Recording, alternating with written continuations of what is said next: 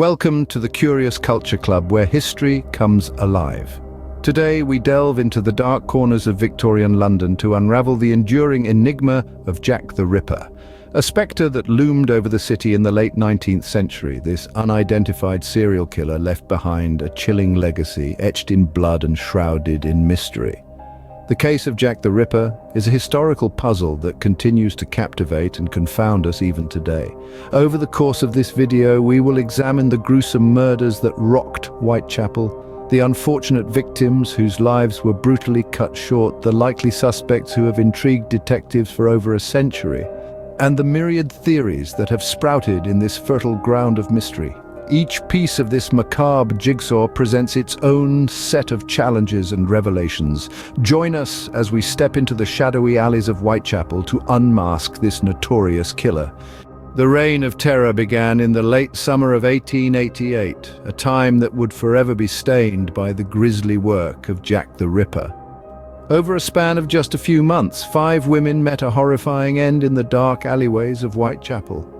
Each murder, more gruesome than the last, painted a chilling portrait of a killer who was not just violent but methodical. The first victim, Mary Ann Nichols, was found with her throat slashed and her abdomen mutilated. This brutal pattern continued with the subsequent murders of Annie Chapman, Elizabeth Stride, Catherine Eddowes, and Mary Jane Kelly.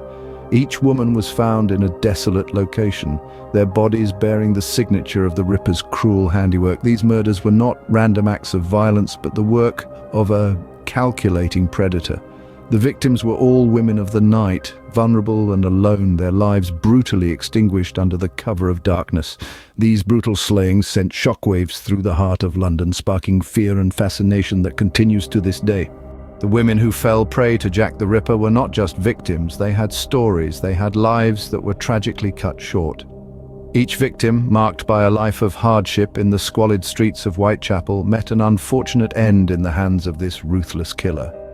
Mary Ann Nichols, a 43-year-old woman battling alcoholism, was the first to fall. Her body was discovered in the early hours of August 31st, 1888, marking the beginning of the Ripper's reign of terror.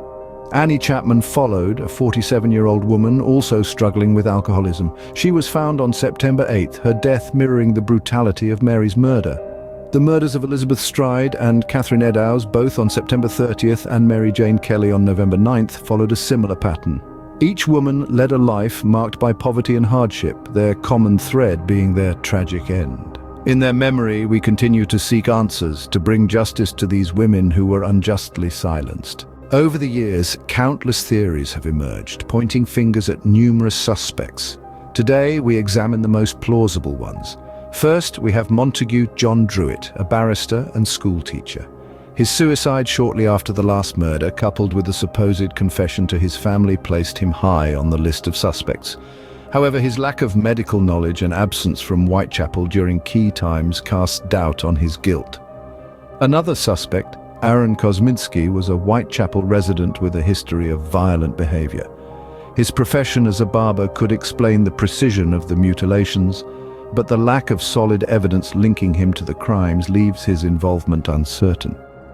Finally, Walter Sickert, a prominent artist of the time, was suspected due to his morbid fascination with the murders.